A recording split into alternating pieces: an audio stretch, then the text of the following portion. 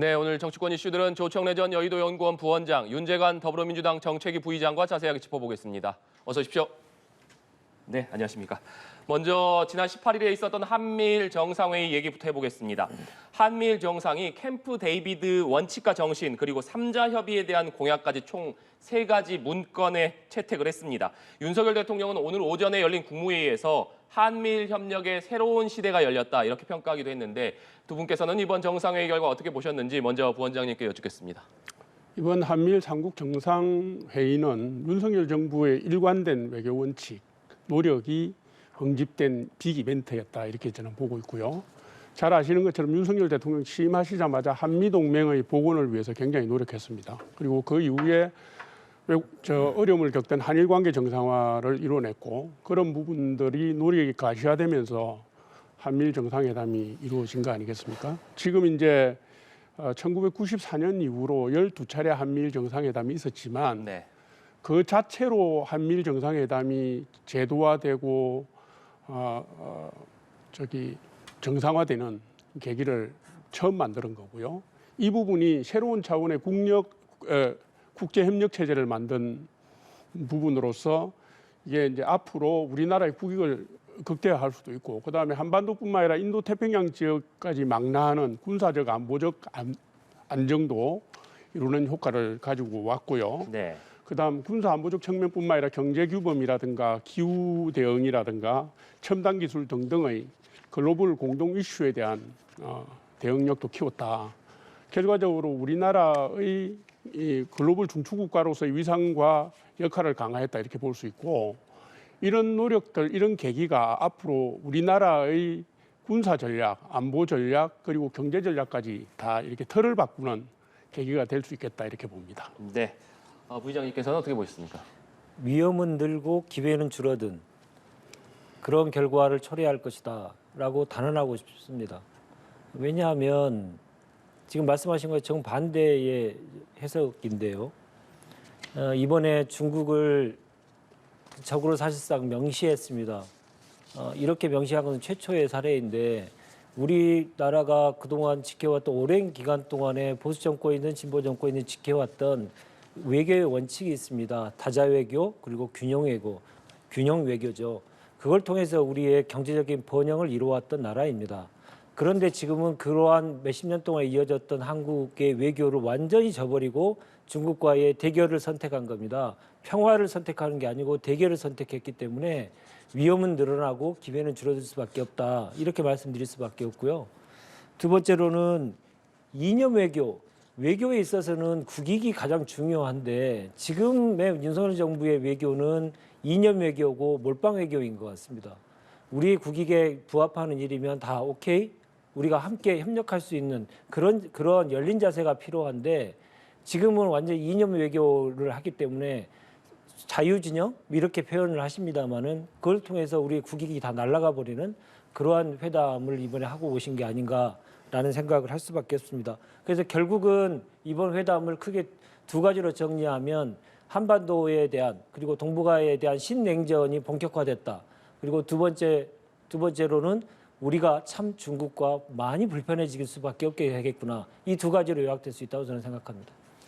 네, 이번 회담 결과에 대한 평가 두 분께서는 극명하게 엇갈리시고 있는데 일본 기시다 총리가 한미일 정상회의가 끝나자마자 후쿠시마 오염수 방류 설비 시찰에 나섰고 내일은 방류 개시 날짜를 확정할 방침으로 전해지고 있습니다.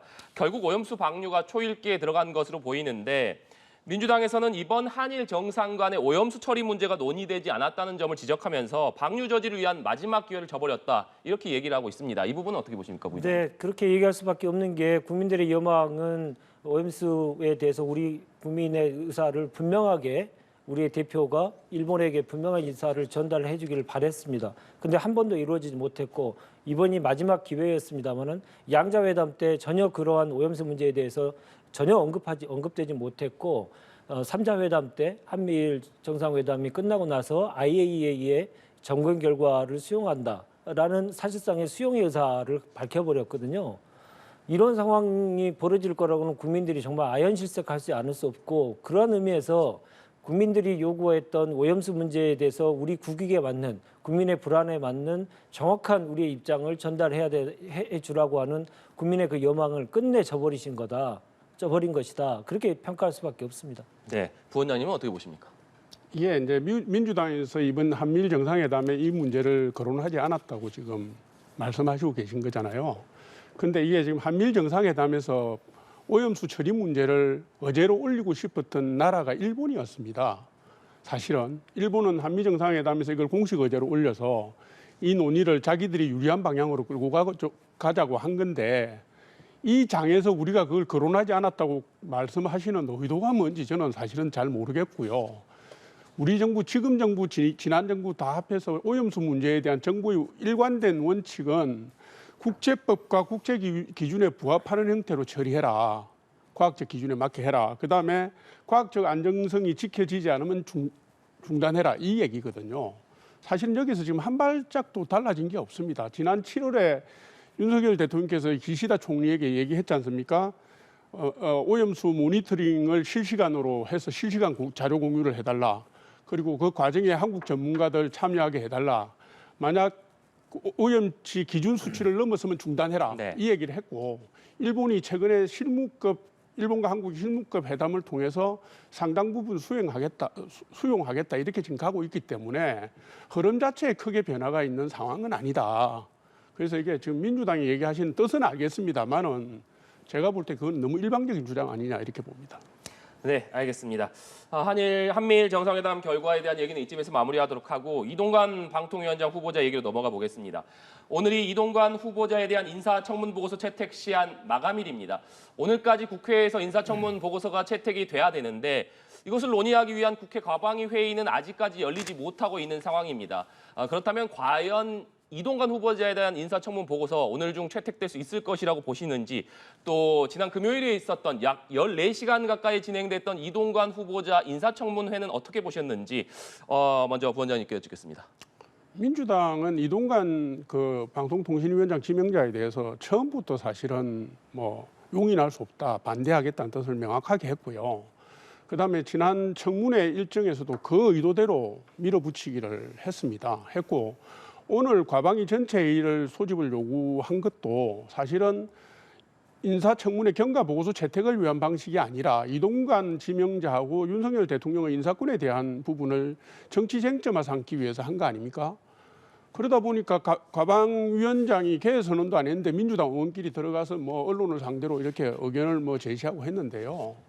제가 볼 때 의도가 그런데 이게 지금 합의가 이루어지겠습니까? 오늘 제가 볼 때는 민주당의 의도대로 인사청문회 경과보고서 채택은 불발하겠다 이렇게 예측합니다. 네, 지난 금요일에 있었던 청문회는 어떻게 보셨습니까? 뭐 기존에 나왔던 세 가지 중요한 포인트 있지 않습니까? 네. 뭐 언론 공정성 문제, 그다음 자녀 학폭 문제, 그다음에 뭐 인사청탁인가 뭐 그 세 가지가 주쟁점이 됐는데 지난 2달 동안 언론이 탈탈 털고 한 내용 외에 민주당이 새롭게 밝히거나 지적한 내용이 전혀 없습니다. 그러니까 이게 제기된 의혹이 증명이 되거나 입증이 되기는커녕 이게 그냥 유야무야된 거라고 저는 그렇게 보고 있습니다. 네, 새롭거나 결정적인 한방은 없었다. 이렇게 예. 보셨다는 말씀이신데 부의장님은 어떻게 보셨습니까? 정반대 아니었나요?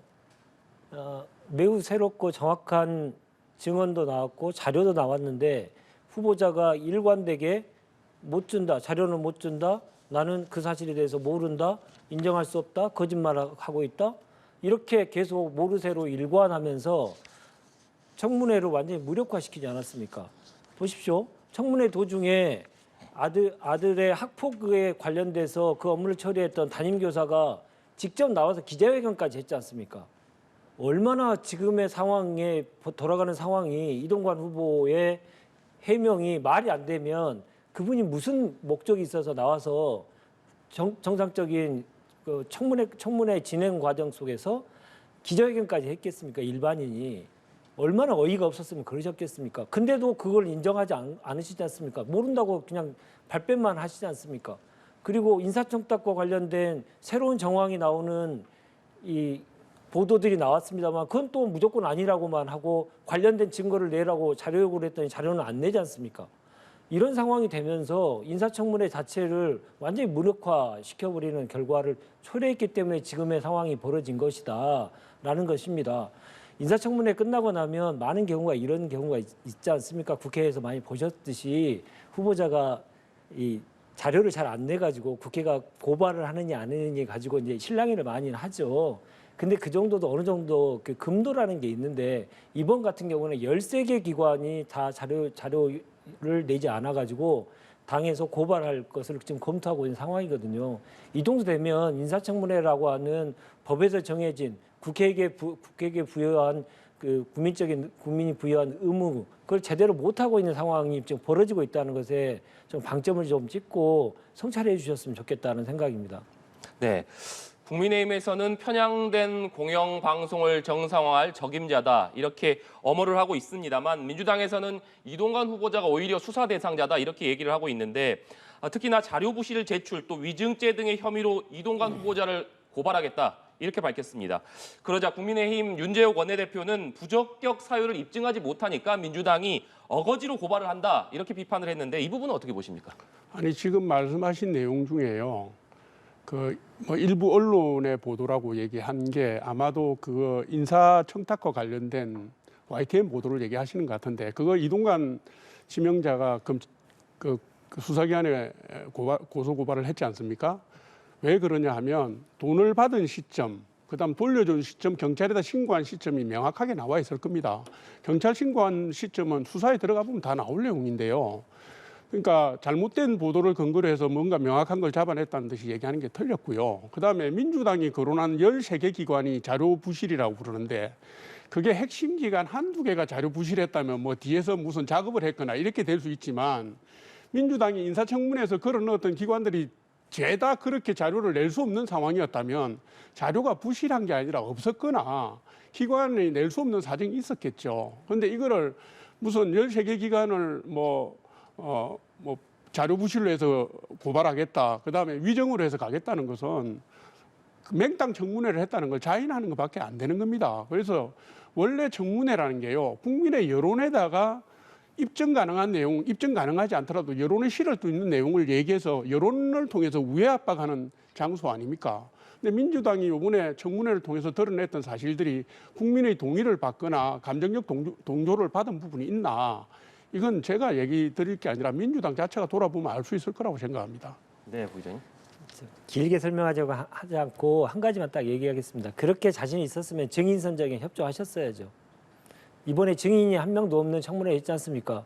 여당이 계속 반대하고 후보자도 반대 사실상 했겠죠. 그러니 증인 선정, 증인도 한 명도 없는 청문회를 열었습니다. 이렇게 많은 의혹이 있음에도 불구하고 왜 떳떳하면 증인 선정 그렇게 방해했겠습니까? 그런 과정들을 통해서 자료 협조가 안 되는 것도 자료 요청에 대해서 제출하지 않는 것도 그러한 연장선상에서 이해될 수밖에 없다. 이 말씀 꼭 드리고 싶습니다. 부의장님 말씀은 그러면 정인을 국민의힘에서 막았거나 이동관 후보가 막았다 이 말씀이십니까? 그럴 정도로 힘이 있으면 좋겠네요. 증인 선정이 서로 간에 합의가 안 돼서 증인을 못 부른 채 청문회가 진행되지 않았습니까? 그 청문회를 계속 지연시키면 결국은 청문회 없이 임명하고자 하는 정부 여당의 그 수에 말리기 때문에 그렇게 할 수는 없고 그래서 정상적으로 청문회를 진행한 거 아닙니까? 근데 이렇게 많은 증인이 분명히 있어야 될 상황 그리고 객관적인 증언이 있어야 되는 상황이 있는 후보자임에도 불구하고 증인은 한 명도 없이 청문회를 진행됐다? 그것은 국회가 직무유기한 겁니다. 아니, 여당이 직무유기한 거죠. 정쟁거리로 삼으려고 너무 범위를 넓혀서 불가능한 수준까지 요구를 하니까 합의가 안 된 거죠. 아니, 그게 지금 말씀하신 것처럼 합리적인 정인 요청이 있는데 그걸 100% 막을 수 있는 정당이 어디 있습니까? 증인 돌아봐야 될 선정에는 내용이라고 저는 봐요. 국회 옛날에 계셔봐서 아시겠지만 서로 간에 조금 무리가 있는 것도 서로 간에 인정을 해주면서 증인 선정을 해야 합니다. 그러면 그 과정 속에서 청문회 과정 속에서 너무 무리한 질문들이 나오고 무리한 요구들이 나오면 국민들로부터 역풍이 불기 때문에 정당들이 서로 간에 그것은 자제를 하는 그러한 미풍양속이 있었던 겁니다. 그러면서 앞으로 간 거거든요. 근데 아예 원천 봉쇄를 해버리지 않나. 후보자는 검증과 관련된 여러 가지 관련된 언론 보도가 나오면 소송을 하겠다 해가지고 이번에 실제로 소송을 2건이나 제기하지 않았습니까?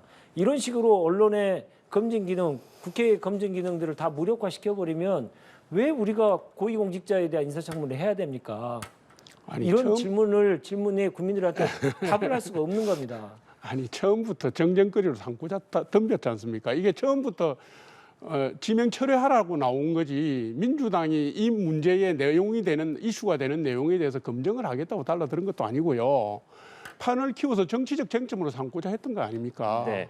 아들 학폭 문제를 민주당이 먼저 제기했습니까? 아들 학폭 문제가 먼저 있었다라고 하는 사실에 대해서 언론 보도도 있었고 그에 관련된 이 증언들이 계속 나오고 있지 않습니까? 그러면 그거에 대해서는 어떤 것이 맞는 것인지에 대해서 검증하는 것이 국회가 해야 될 일이지 그게 어떻게 정쟁입니까? 아니 네. 정언이라고 말씀하시는 분들 중에 민주당이 보좌진을 지원했다든가 정파성과 당파성이 있는 분들이 있어요. 그렇게 객관적인 것처럼 말씀하시면 안 되죠. 저희가 청문 보고서 채택 관련된 얘기 계속 이어가 보도록 하겠습니다. 앞서서 저희가 과방위 전체 회의가 열리지 못하면서 이동관 후보자 인사청문 보고서 채택과 관련된 논의가 지금 이루어지지 못하고 있다라는 말씀 전해드렸는데 만약에 오늘 국회가 청문 보고서를 채택하지 못한다면 윤석열 대통령이 다시 10일 이내에 국회에 재송부를 요청할 수 있습니다. 이에도 국회가 응하지 않을 경우에 윤석열 대통령이 이동관 후보자를 임명을 할 수가 있는데 윤석열 대통령이 청문 보고서가 국회에서 채택되지 않더라도 이동관 방통위원장을 임명할 것이라고 보시는지, 한편 또 일각에서는 김효재 방통위원장 직무대행의 임기 만료일이 오는 23일까지이기 때문에 좀 서두를 수 있다. 임명을 윤석열 대통령이 좀 서두를 수 있다. 이런 관측도 나오는데 이런 관측에 대해서는 어떻게 보시는지 부원장님 의견 듣겠습니다. 지금 방송통신위원회는 위원이 5분으로 되어 있고 그중에서 의결 정족수가 구성되려면 3분이 계셔야 되는데 지금 딱 3분이 계세요. 지금 우리 앵커께서 말씀하신 것처럼 김효재 위원하고 김현 위원이 모레 임기가 끝납니다. 그러면 이게 방송통신위원회 조직 자체가 무력화되잖아요. 그러니까 이게 조직을 정상화하는 게 지금 굉장히 급한 사안이 돼버렸습니다. 돼버렸고 지금 뭐 아까 말씀하신 것처럼 청문회 경과 보고서 채택은 뭐 민주당이 저렇게 반대를 하니까 뭐 어차피 안 될 것 같고요. 그러면 지금 방송통신위원회의 주요 역할이 뭐겠습니까? 방송의 공정성을 확립하는 겁니다. 그러니까 지금까지 편향되고 편파됐던 부분을 바로잡아야 되는 중요한 기관인데 이걸 공석으로 두고 갈 수 있겠습니까? 그래서 제가 볼 때는 대통령께서 22일 정도, 내일 정도죠. 내일 정도 아마 인사청문회 경과보고서 재송부를 요청하실 거라고 보고요. 국회 며칠 내로 아마도 임명 절차가 이루어지지 않을까 그렇게 추측합니다. 네, 부의장께서는 어떻게 보십니까? 네, 재송부 요청은 피할 수 없는 거고 당연히 하겠죠. 근데 10일 이내에 법적으로 할 수 있는데 그 기간을 꼭 10일을 안 둬도 되거든요. 뭐 이틀 뭐 이렇게 해가지고 빨리 해달라고 네. 그렇게 하면서 사실상 압박하고 그리고 24일 날 임명하는 형태 이렇게 가지 않을까라는 생각이 듭니다. 그래서 한 이틀 정도 이 시간을 재송부 기간을 주지 않을까라고 생각이 드는데 앞서 말씀하셨듯이 이렇게 지금 방통위원장의 임명에 대해서 속도전을 벌이고 있거든요. 그 속도전은 작년 교육부 장관의 임명을 계속적으로 미루던 것과 너무나 차이가 있습니다. 교육부 장관이 낙마하고 나서 후임 교육부 장관이 오기까지 한 2달 이상 걸렸지 않습니까? 대한민국에서 교육 정책이 더 급하냐, 방송 정책이 더 급하냐, 저 국민의 판단에 따라서 다르겠습니다만은 작년에 그렇게 뜨뜻미지근하고 두 달이 넘게 그렇게 임명하지 못하던 분들이 지금은 하루도 못 기다리고 계속 지금 속도전을 하겠다는 거거든요. 그러면 그 목적이 있을 겁니다. 목적이 뭐겠습니까? 공영방송들 이사장 뭐 관련된 분들을 대거 해임하고 그래서 방송 장악을 완벽하게 빨리 끝내겠다라고 하는 속도적 있게 끝내겠다라고 하는 집권자의 의지들을 그대로 반영한 거 아니겠습니까? 그렇게 해석될 수밖에 없는 상황이다라는 생각이고요. 하루도 공석을 둘 수 없을 만큼 방통위가 그렇게 현안에 아주 민감한 것이냐 솔직히 가슴에 손을 얹고 한번 자문자답해 주셨으면 좋겠습니다. 정말 그렇게 한번 자문자답하다 하면 그렇게 말씀하시는 것들이 여당이 그렇게 얘기하신 분들이 많은데 정말 국민 부끄러운 줄 아셨으면 좋겠다라는 생각도 듭니다. 네. 저희가 민주당 이재명 대표 이야기로 주제를 좀 넘겨보겠습니다. 더불어민주당 이재명 대표에 대한 검찰의 9월 영장설이 나오면서 당내 계파 갈등이 확산되는 모습입니다. 관련 발언부터 듣고 오시겠습니다. 투표를 거부하면 됩니다. 투표 거부, 이재명 대표를 지키고 민주당을 지키도록 하겠습니다. 회의장에 들어갔다가 촛불 시작하면 민주당 의원들이 일제히 빠져나오면 되는 겁니다. 불체포 특권을 포기하자라는 그 혁신위의 제안, 또 이재명 대표의 발언, 이런 것을 번복하자는 의미냐 묻고 싶다. 네. 일단 한번 내뱉은 말에 대해서는 뭐 당연히 약속을 지키는 게 정치 아닌가 생각이. 네, 검찰이 이재명 대표에 대한 영장 청구를 9월 중에 할 것이다. 이런 관측이 나오고 있습니다. 9월이면 정기국회가 개회된 이후이기 때문에 이재명 대표가 불체포 특권 포기 선언을 한 것과 관계없이 국회에서 체포동의안 표결을 해야 됩니다. 이런 관측들이 나오면서 친명계에서는 체포동의안 표결 보이콧 얘기가 나오고 있는데 비명계에서는 약속을 번복하자는 것이냐 이렇게 반발을 하고 있습니다. 아직 검찰이 영장을 청구하기 전인데 그럼에도 불구하고 친명계에서 체포동의안 표결을 보이콧해야 된다 이런 얘기가 나오는 배경 부의장님 어떻게 보고 계십니까? 그 이재명 대표에 대한 이 부당한 검찰의 수사에 대한 국민적 여론을 다시 한번 상기시키고 그러한 지금 네 번에 걸친 소환 조사가 이루어졌지 않습니까? 뭐 계속 모니터링식으로 계속 좀 수사를 하고 있고 야당 대표에 대한 이 부당한 공격들이 계속 이어지고 있기 때문에 그에 대한 이 국민들에게 부당함을 정확하게 얘기할 수 있는 다시 기회를 삼자 이런 취지가 아니었나 싶습니다. 근데 결론은 여러 가지 의견들이 좀 이견들이 있겠습니다만은 이재명 대표가 본인 스스로 당신께서 얘기하신 게 있기 때문에 그 표결에 대해서 그리고 그 뒤에 있을 내용에 대해서는 우리가 다 미뤄 짐작할 수 있는 것이 아닌가 생각이 듭니다. 네. 네. 이재명 대표가 불체포 특권 포기를 선언했기 때문에 만약에 9월 정기국회 회기 중에 검찰이 영장을 청구를 한다면 어쨌든 표결은 해야 되는 것이니까요. 네, 그렇죠. 그렇다면 네. 이재명 대표가 민주당 의원들에게 당론으로 가결시켜달라 뭐 이렇게 얘기할 가능성도 있다 이렇게 보시는 겁니까? 당론으로 될지 여부에 대해서는 뭐 알 수 없습니다만은 가결에 대한 필요성에 대해서 국민에 대한 약속의 실천 차원에서 가결 필요성에 대해서는 얘기하실 것이다 그렇게 예상이 됩니다. 네. 그렇다면 앞서 민영배 의원이 얘기한 것처럼 아예 민주당 의원들이 투표장을 빠져나오는 식의 보이콧을 하자 이런 주장은 오히려 검찰의 지금 부당한 수사를 강조하기 위한 어떤 수사학적인 표현일 뿐이지 실제로 이런 일이 벌어지기는 좀 가능성이 낮다 이렇게 보시는 겁니까? 그만큼 이번에 영장 청구가 만약에 된다면 네. 그 영장 청구는 실제적인 법리상으로 영장이 꼭 청구돼야 될 그런 사안이라기보다는 이재명 죽이기의 일환으로서 정치적인 공세다라고 네. 하는 것을 분명하게 국민들에게 알릴 기회는 가져야 되는 거죠. 그런 차원에서 이해해 주시면 좋을 것 같습니다. 네, 부원장님께서는 어떻게 보십니까? 아니 뭐 흘러간 옛 노래 듣는 기분이에요. 뭐 잘 아시는 것처럼 이재명 대표 인천 계양을 재보궐선거 때 불체포 특권 포기하겠다고 말씀하시고 난 뒤에 국회 체포동의안 제출됐을 때 방탄 논리로 일관했잖아요. 그러니까 번복한 겁니다. 번복하고 방탄한 거고 지금 뭐 이재명 대표가 국회 교섭단체 대표연설에서 불체포 특권 포기하겠다 얘기 또 했고 그다음에 구속영장 청구가 들어오면 출두하겠다 말씀하셨는데 그 말씀하신 게 잉크도 마르기 전에 뭐 박찬대, 정성호 이런 이재명 대표의 최측근 친명계 의원들이 부결시키겠다 뭐 어쩌겠다 이렇게 방어하고 나오잖아요. 그러면 이게 무슨 국민에게 대표가 말씀하신 게 당에도 안 먹히면 이게 대표가 힘이 없는 건지 아니면 대표하고 친명계 측근 의원들 사이에 역할 분담 놀이를 하는 건지 저는 도대체가 알 수가 없고요. 지금 이 문제는 그렇습니다. 친명계들 있잖아요. 이분들이 대표의 안위보다는 공천에서의 주도권을 행사하고 자기의 정치적 이익을 위해서 방탄 논리를 계속 구성해 가고 있는 것 아닌가. 민주당의 대표가 이 부분들을 효율적으로 통제하고 한 방향으로 끌고 가지 못하는 게 아닌가 이런 생각이 좀 들고요.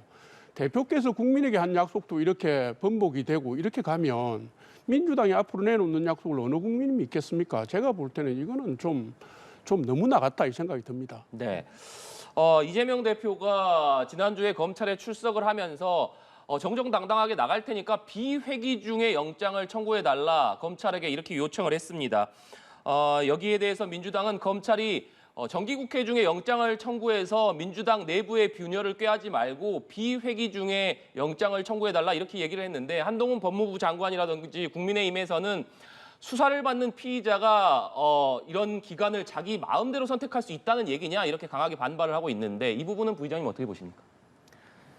지금 이재명 대표에 대한 수사는 한두 달 된 것도 아니지 않습니까? 지금 이게 하루 이틀의 문제입니까? 네. 흘러간 옛 노래 아까 얘기하셨는데 그 정도로 흘러간 옛 노래라고 얘기할 만큼 오랜 기간 동안에 수도 없는 압수수색을 통해서 지금 탈탈 털었습니다.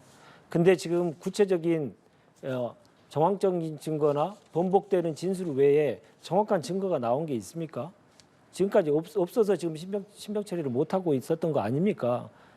없어서 안 나온 거겠죠. 이만큼 털었는데도 지금까지도 아무 일도 없었다고 한다면 정말 검찰의 능력이 부족해서가 아니고 아예 그러한 일이 없었다고 보는 게 합리적일 겁니다. 그럼에도 불구하고 지금 무리하게 계속적으로 수사를 계속하면서 영장 청구를 좀 하고 있는 거거든요.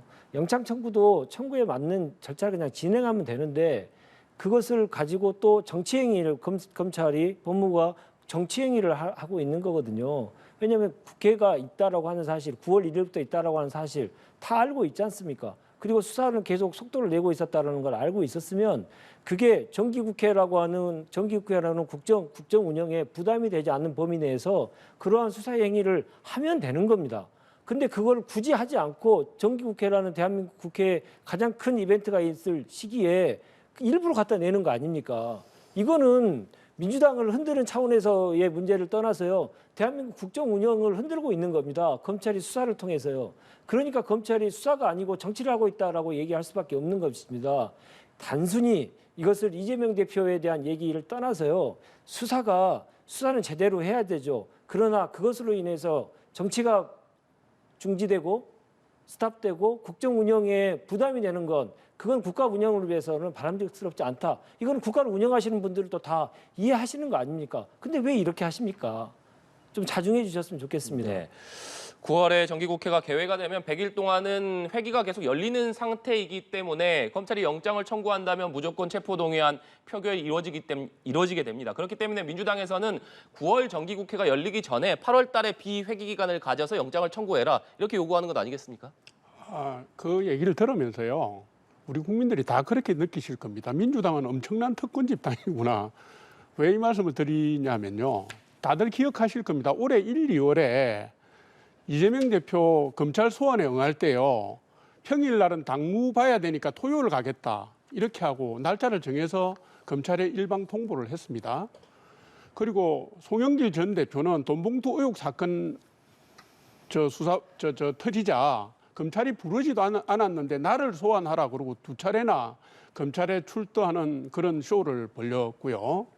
이번에는 민주당이 비회기 중에 영장 청구하라 그러면서 국회 회기 줄이기 한쪽으로는 검찰을 압박하고 한쪽으로는 국민의힘을 압박하고 있습니다. 그런데 잘 보십시오. 지금 쌍방울 대북 송금 사건하고 백현동 이 의혹을 검찰에서 같이 묶어서 영장 청구에 들어가려고 하는 거 아닙니까? 일례로요. 이화영 전 부지사 재판에서 그 법정에서 말입니다. 재판에 논란거리를 만들고 혼란을 조장해서 실제로는 재판을 더 늘려서 기일 자체가 수사도 어렵게 만드는 이런 행태들이 동시에 벌어지고 있습니다. 그런데 무슨 조밀조밀한 계획이 있어서 검찰이 날짜를 세가면서까지 그렇게 하겠습니까? 지금 말하자면 이재명 대표가 검찰에 출두하는 거나 민주당이 수사방해를 하는 거나 이런 부분들이 다 엮여가지고 전체적으로 지금 수사가 진행이 더뎌지고 있는 거거든요. 그래서 이거는 제가 볼 때는 검찰 입장에서는 불가피한 선택이고 불가피한 일정 조율이 아니겠나 이렇게 보고 있습니다. 네, 오늘 낮에는 여야 원내대표가 국회의장 조제로 오찬을 했습니다.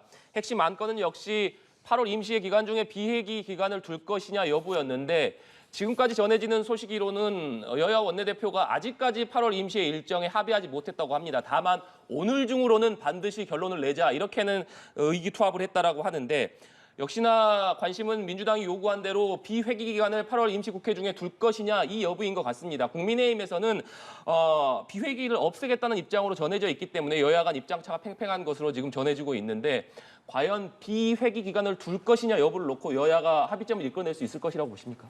어려울 것이라고 봅니다. 근데 서로가 서로에 대해서 좀 솔직하게 얘기를 했으면 좋겠는데요. 지난해 내내 올해까지 국민의힘에서 계속 민주당에 요청하고 주장했던 게 무엇입니까? 회기 계속 늘리지 말고 비회기 두고 그렇게 해서 방탄국회 하지 말라고 계속 얘기하셨지 않습니까? 그래서 실제로 방탄국회 안 하는 것이고 그리고 헌법에서 부여한 권한마저도 내려놓고 우리가 당당하게 영장실질심사를 받겠다라고 하는데도 회기 기간을 반대로 작년에 얘기했던 거고 정반대로 이제는 회기를 열어가지고 민주당의 분란을 야기시키겠다 이런 정치적인 꼼수만 계속 부리고 있는 거 아닙니까? 그래서 이러한 것들은 원칙대로 그리고 순리대로 하는 것이 맞다라고 생각이고요. 작년에 찾아보십시오. 국민의힘에서 얼마나 많은 얘기했습니까? 국회 비회기 기간을 두자고 얼마나 많은 얘기를 하셨지 않습니까? 실제로 하는데 왜 반대를 하십니까? 네. 여야가 과연 비회기 기관을 둘지 여부를 놓고 합의점을 이끌어낼 수 있을지 어떻게 보시는지 궁금하고 또 한 가지 궁금한 부분이 만약에 여야가 합의로 비회기 기간을 8월 임시국회 중에 준다고 하더라도 그 기간 중에 꼭 검찰이 영장을 친다 이런 보장은 없는 건 아니겠습니까? 저도 그렇게 봅니다. 그러니까 이게 지금 이 코미디도 아니고요. 재밌는 게 9월 정기국회 의사일정 합의는 지금 이루어졌습니다. 네. 근데 8월 16일 날 시작된 8월 임시국회 의사일정이 지금까지 안 만들어졌습니다. 근데 보통 국회가 개회가 되려면 요 3일 전에 공고가 나오지 않습니까? 공고 기간을 빼더라도 16일부터 계산하면 그 일주일 동안 지금 의사일정 없이 국회가 열려 있는 겁니다. 이게 뭡니까? 이게 뭐 하려고 이렇게 합니까? 할 일도 없고 일할 의지도 없는데 왜 국회는 열었는지 모르겠고요. 지금 민주당이 167석으로 원내 1당입니다. 그런데 16일 날 열어놓고 25일 날 문 닫자는 게 이게 정상입니까? 그건 정상 아니잖아요. 지금 국민의힘이 요구하는 것은 22일에서 24일 사이에 본회의를 한번 하고 그게 부족하면 31일에 본회의를 또 열자 이 얘기를 지금 하고 있는 거거든요. 근데 어찌됐든 여야 간의 의사일정 합의를 하는 거니까 민주당이 요구하는 25일 날 회를 하게 될지 아니면 27일이나 28일 날 하게 될지는 모르지만 여야 원내대표가 그 어느 지점에서 합의를 이끌어내면 좋겠다. 이런 생각을 갖고 있습니다. 저는. 네, 알겠습니다. 오늘 두 분 말씀은 여기까지 듣도록 하겠습니다. 지금까지 조청래 전 여의도 연구원 부원장, 윤재관 더불어민주당 정책위 부의장과 얘기 나눠봤습니다. 오늘 말씀 고맙습니다.